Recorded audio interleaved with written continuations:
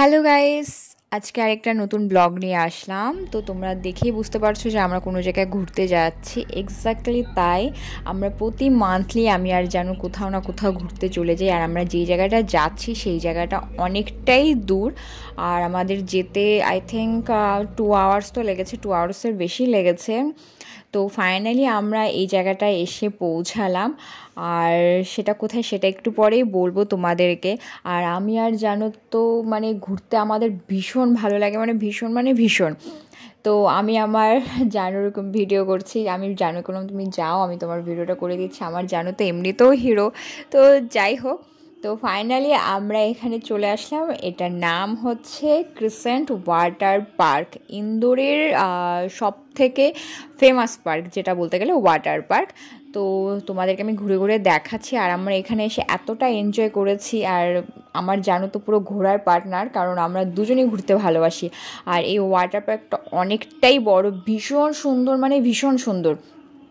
আর এখানে আমরা অনেকক্ষণ এনজয় করেছি, মানে আমরা সকালে এসেছি, বাট আমাদের আরও মন চাইছিলো যে আমরা এখানে আরও থাকি, আরও ঘুরে ঘুরে দেখি।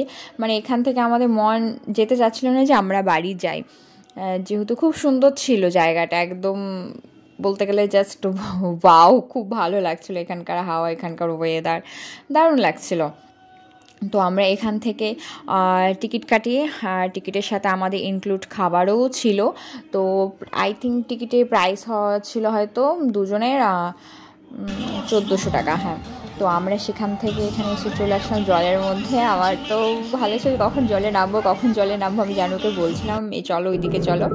তো তোমাদেরকে আমি যতটা সম্ভব তোমাদেরকে আমি ঘুরে ঘুরে দেখাচ্ছি। এই সমস্ত কিছু যে তোমরা দেখেছো, জানি না এগুলা কী বলে, এগুলা দিয়ে নেমে এসে জলের মধ্যে নামতে হয়। তো আমার খুব ভয় লাগছিল, তো সেটা আমরা এই জিনিসগুলো সবগুলো করেছি। জানু আমাকে সাহস দিয়েছে যে করো, এসব কোনো ভয় নেই। বাট দেখে মনে হচ্ছে যে ভয় না, বাট আমি যখন করেছি আমার ভীষণ ভয় লাগছিলো। আমি তো প্রচুর চিৎকার করতে নেমেছি, বাট এখন ভীষণ ভালো লাগে। তো আমার একদমই এখানে এনজয় করেছি। আর এখানে গান ছিল, আর আমি নাচতে এসে বসলাম। এখানে যারা ছিল সবাই নেচেছিল। তো আমার এখানে খুব ভালো লেগেছে জায়গাটা। এই জায়গার সেটাতে মাইক টাইক বহুত ছিল, তো সেসব হয়তো মিউট করা আছে।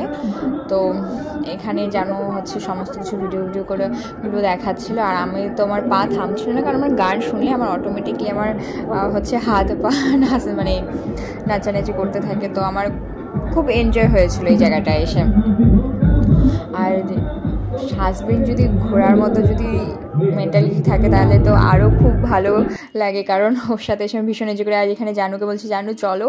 আর এখানে ওয়াটারে যে সেগুলো সমুদ্রের মতো ঢেউ দিচ্ছিলো, আমরা অনেকটা দূরে গিয়েছিলাম, আমার গলা পর্যন্ত জল ছিল, আমার ভীষণ ভয় লাগছিলো বলে আমি এদিকে চলে এসেছিলাম। আমি অ্যাকচুয়ালি সব কিছুতেই ভয় পাই। যাই হোক, তোমাকে জানো অত দূরে নিয়ে গেছিলো, তো অত দূরে তো যাওয়া তো সম্ভব না যে গিয়ে আমি তোমাদের কাছে ভিডিওটা করে দেখাতে পারবো, অত দূরে যাওয়া সম্ভব না। তো সামনে থেকে তোমাদেরকে ছোটো করে ক্লিপগুলো দেখে আমি তোমাদেরকে এই ব্লগগুলো দেখাচ্ছি। আমি জলগুলো দিয়ে খেলাখেলি করছিলাম। তো এই পার্কে অ্যাকচুয়ালি সানডেতে বহু ভিড় হয়, এর থেকে দ্বিগুণ ভিড় হয়। তো তোমরা দেখো আমি নাচানাচি করছিলাম।